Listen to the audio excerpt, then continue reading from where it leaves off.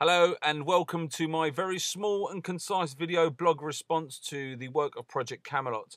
First of all, I'd like to say thank you very much and a big round of applause to Bill Ryan and Kerry Cassidy for chasing people around the globe, hounding them with their camcorders and extracting all that fabulous information for us to absorb late at night often on the internet when everyone else sleeps and we are kind of like transfixed by what we are watching and hearing from the fabulous interviews of Project Camelot. So thank you very much and well done for the sterling work of you both. And of course, thank you very much as well for being so entertaining as one of the most entertaining double acts on the internet. A bit like Albert and Costello down a dark alleyway, meeting Mulder and Scully with a few alien greys thrown into the mix just for good measure. Most fabulous work, and we are in total admiration of what you're doing. My point today, I just want to get some things off of my esoterically phlegmy chest. My points are about how we can get the information out to the next level of people in society, where I believe, and I'm sure many others do, where the battle actually will be won. And that's the middle section of the world's community, of the population of the planet. I think we can broadly say that people are split into three types when it comes to this type of information. Type number one, people who don't really care about it, rather watch X Factor and eat hamburgers and drink cans of Coke, throw them over their shoulder, and not care a swanny about really what's going on, as long as everything is quite normal and okay, and that's fine. Person number two is the person who's generally sitting quite uncomfortably, maybe, on the picket fence, and is wondering, yes, perhaps these things do exist, but have I got time for them? Probably not. I'm engaged completely in my family, my work, my personal affairs, and whatever spare time I have, I like to go to the cinema, eat some popcorn, and perhaps have a massage on a Friday night. Why should they invest any of their personal time when they've got their whole lives to lead and they spend so much time engaged in work? The third type of person, and we all know who they are the nutters, like me. We're not really nutters, we're just kind of truth seekers, perceived to be nutters on occasion. The people in group number three, we don't have to really win them over because they're kind of like half won already. We tend to generally know something is afoot in the world, something is a little bit wrong. Where's Sherlock Holmes when you need him? And some things need to change because there's a dark force in control generally of what's going on in the world.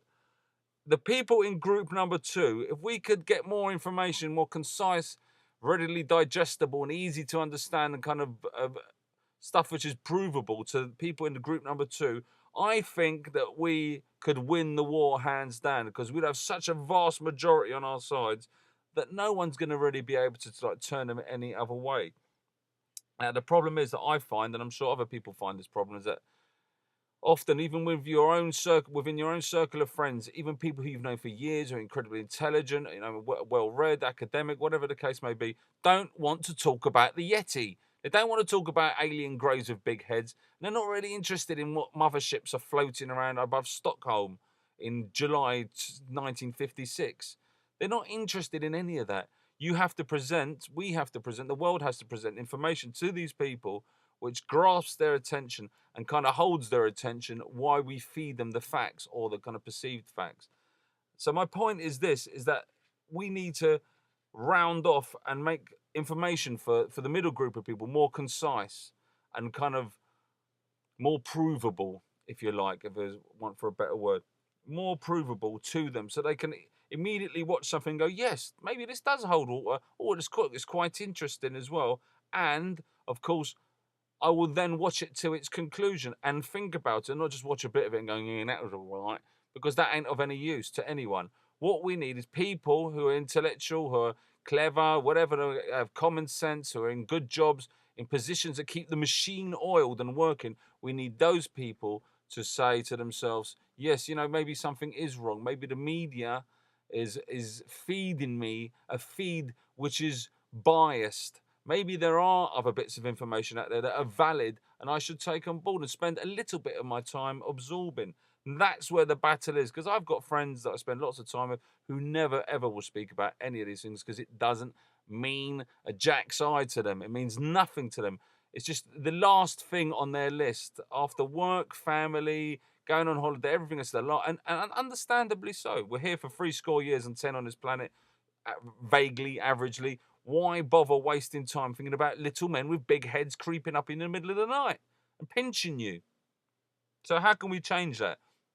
Well, in terms of like Project Camelot, I think that sometimes some of the interviews, and they're brilliant, and I'm not being critical in any way, shape, or form. But sometimes, styles progress. I make a bit of comedy, and I understand how things are made, and being around cameras and stuff. Things change, and things can progress, and things can be better set out sometimes. And all I'm saying is a mere suggestion,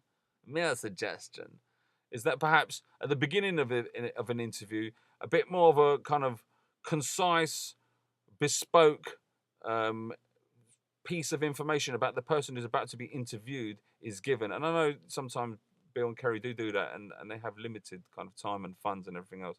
But just so that if it was a really good, interesting interview, we could then take that link and send it to our friends, and perhaps that little opening intro could be enough to hook their fishy little gills, and make them stay and watch it to its conclusion. Otherwise, one could quite easily see how perhaps an interview with one of the people who you've interviewed may appear to be an interview with a random person who's a paranoid schizophrenic, or perhaps has multiple personality disorder, or you've just fished him out of the lunatic's home and said, look at this man, he's got a lot of truth to say.